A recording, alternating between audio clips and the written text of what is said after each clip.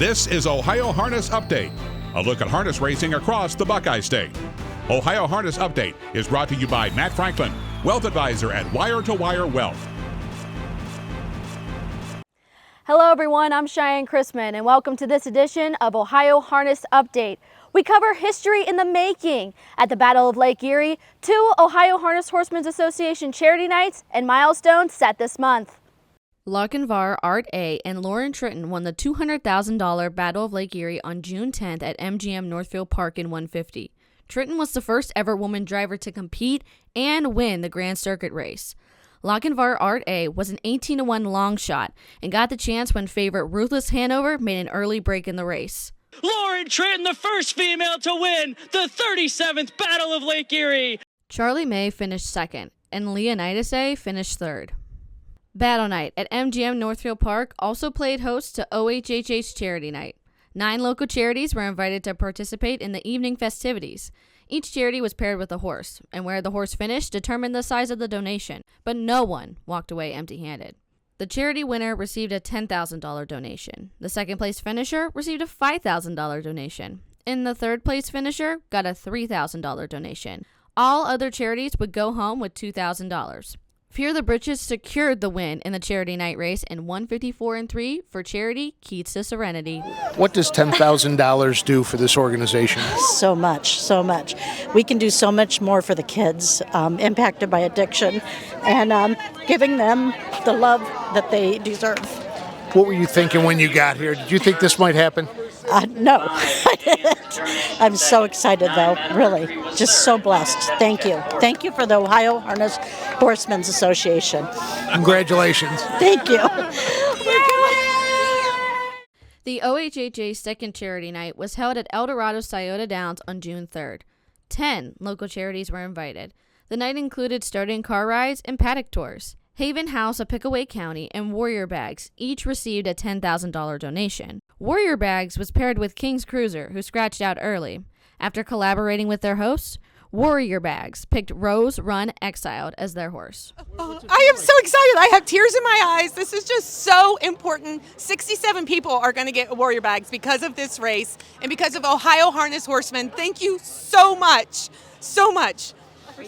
I'm so excited. This is our 4th year, and we've won 3 times, and we are so excited. What does this do for you guys now? Well, there are so many things that the grants won't pay for. If I have a girl needs a battery, I can buy her a battery for her car. If I have a kid that needs a birth certificate, I can buy her birth certificate. This money helps me do things that I can't do with the grants and with the other money we have. And it's so appreciative. Can also use it for match money. $1 from you guys makes $4 from another grant, so it's a wonderful thing. I had a ball, had a blast. Have every night we've come. We love it. 14 of us came. I'm like, oh my God, they only told us 8.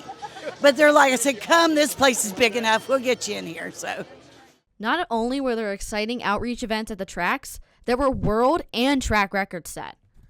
At MGM Northfield Park, Tequila Talking, an aged gelding trotter, set a world record on a half-mile track in the open trot in a time of 1:51.3. They come off the turn and head into the stretch. Tequila Talking, winning ticket on the outside. Tequila Talking, winning ticket. Tequila Talking will win this one by a length. Close for second between winning ticket and I Have a Tiger in 1:51.3. New track record. Jet Hill also made history with a world record performance in the Ohio Sire Stakes for 3-year-old gelding trotters in 1:52.2 at Northfield Park. 1/8 of a mile left to trot. Jet Hill's put up all the numbers. Rumble strips on the outside. These 2 off the turn, and it's Jet Hill who starts the sprint clear. Jet Hill wrapped up by Ronnie Wren. Wren never moved a muscle. Jet Hill by 2.5 in the end. Rumble strips was second. Chapter 12 third. 1:52.2. What was going through your mind when they said world record? I didn't hear it till I come over here. But we were using the 3D bite. He's got the 5D. I guess they're longer. My hobbles were 4 holes out. I couldn't breathe. So it's shocking, but he's good. He's the nicest trotter I've ever sat behind. So Think he's got what it takes to win the finals? You never know. Anything's possible. The Kane's horse that he was driving raced really good. So anything's possible. You never know. All depends on the trip. Hey Hey Mama not only set a Northfield track record, but also equaled the world record in the third leg of the Ohio Sire Stakes in 149-3 on June 24th.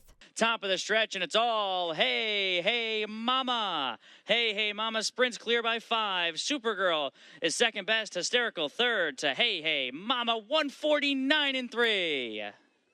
At Eldorado Scioto Downs, McSeaside broke the track record in the Ohio Sire Stakes for 3-year-old filly pacers in 149-3. By the Sea is digging in, trying to close far outside. Fear of Sports inside Supergirl. It's McSeaside with the lead. Dragon by the Sea is still coming. McSeaside will win it. Dragon by the Sea, Fear of Sports, photo for fourth. Between Supergirl and Seaside Tina, 149-4, and that is easily a new track record. Also at Eldorado Scioto Downs, the Memorial Series has wrapped up. Colorful Dragon won the Steve McCoy Pace in 153-4 on June 2nd for trainer Kelly O'Donnell and driver Tyler Smith. Dragon has had the trip. She's into the passing lane and looking to pounce, and it's Colorful Dragon quickly in passing gear. She'll go right by and win the final of the Steve McCoy. Colorful Dragon from Aquaholic in a photo, 153-4. Victoria Lay won the John Kineski III Trot Series final on June 6th in 155-2 for trainer Miles Woolham and driver Dan Noble. Victoria Lee, who's had the trip, comes to the outside into the passing lane. It's Golden Endeavor. Context fashion. Victoria Lee is getting to her on the outside, and Victoria Lee will get up to win the final of the John Kineski III Trot. Doc's Boo Boo won the full count trot final on June 8th in 156-2 for trainer Mark Winters and driver Jeff Nysonger. Long shot, Fantastic Ella's had the trip at 48-1. Coupe de Ville is there fourth, about 3.5 for her to make up, 127-4. 28-2 backside. Doc's Boo Boo, the lead of length. Pariso on the outside. Fantastic Elle, ground-saving journey. Coupe de Ville will have to dig deep and find more. 3 wide, go long, Katie into the stretch. It's Doc's Boo Boo, opens up, draws away from Pariso. Doc's Boo Boo will take the final of the full count. Doc's Boo Boo from Pariso, Coupe de Ville, and Fantastic Elle, 156-2. After the commercial break, Frank Frost catches up with Billy Davis Jr. in our driver spotlight, and we'll take a look at the driver trainer milestones in June. With over 30 years of experience in wealth planning and a lifetime of involvement in harness racing, Matt Franklin at Wire to Wire Wealth can help you build a financial plan that addresses the unique circumstances of those involved in the horse racing industry. Whether you are investing to build wealth, protect your family, or preserve your assets, Matt at Wire to Wire Wealth will work with you through the wealth planning process from start to finish. Welcome back to Ohio Harness Update. I'm Frank Frost, joined now by Billy Davis Jr. for our monthly driver spotlight. And Billy, originally from Canada, how did you get started in the harness racing business? That's simple. My dad did it, and I just followed in his footsteps. Did you always think you were going to be a driver? No, I was hoping I was going to be a hockey player, but I just never grew. Hey, now, come on. There's some small hockey players. Nathan Gerby, he's kind of small. Yeah. Unfortunately, I just didn't have the skills. Where did you start driving? Where was your first track you drove at? The first track I drove at was Northlands Park in Edmonton, but I mainly started driving mostly in Fraser Downs, out by Vancouver. Now then, you came east and you drove up in western New York in Buffalo and Batavia. What made you come down here to Northfield Park? Simply it was COVID. Ontario went into another shutdown, and the management of Buffalo didn't want me crossing the border back and forth. So I had to make a decision. If I wanted to keep racing there, I had to stay in the States. And fortunately, I had a good friend of mine, Jason McGinnis, had a stable here, and I helped him in the mornings, and I ended up picking up drives here on the side. So now you're down here in Ohio. Family's still up in Canada. Yeah. There's a lot of commuting, and it's not that easy, but we're trying our best to make it work right now. Tell us about your family. They're great. I got a beautiful wife at home. I got 3 kids, 2 boys, and a little girl now. Do they want to get in the business? Nah, too early to tell. I hope not, but whatever they want to do, it's fine with me. How do they like watching Dad drive? They have a blast. They don't get a chance to see it too often, but when they do, I think they really enjoy it. Now, you said you wanted to be a hockey player. Did you think about doing anything else besides the horses as you grew up? No, like I said, I didn't really focus on anything till I never really got into the horses till about 16, and then I started really focusing more on here. But I never really had any intention of doing anything else. Trotters or Pacers? Pacers. Why? Speed. No, they're just handier for me, so I like Pacers better. What's the best horse you ever sat behind? Right now it'd probably be Southwind Amazon. It's an absolute pleasure to sit behind him every week. So, now, what is on Billy Davis Jr.'s harness racing bucket list? the Jug. You know, I've always watched the Jug, and even being here in Ohio in the last few years, it's really starting to get excited about that. So maybe one day. Well, Billy, thank you for your time, and hopefully someday we're going to see you down at Delaware in that winner's circle with the Jug winner. That'd be great. Thanks. Back to you, Cheyenne. The June driver-trainer milestones kicked off with Brady Galliers capturing his 500th win with primary driver in the Buckeye Stallion Series in 152-2 at Northfield Park. With less than a quarter of a mile to go, Badger just in behind them, and then comes Somewhere Vintage. They're at the top of the stretch, and it's primary driver who now emerges with the lead. Coach Cutzinger, that's all for him. Badger down the center. Primary driver and Badger. It's primary driver and Brady Galliers in front. Badger second. Somewhere Vintage was third. Coach Cutzinger fourth. 152-2. Dan Noble got his 7,000th career win with World Out at Eldorado Scioto Downs on June 9th. Word Out is in gear and rolling up 4 wide for Noble to the inside. Shady Starlight has had the trip as they come to the top of the stretch. Ford L said Mr. DeSoma and slingshotting to the lead. It's Word Out on the outside. He's digging in, passing lane. Shady Starlight, career win, 7,000 for Dan Noble. Word Out does it in 153-3. On June 10th, Aaron Merriman passed up Cat Manzi on the all-time win list and moves into 4th. This achievement came when he got his 3rd win of the day at the Hollywood Casino at the Meadows with So Rockin' Ravi.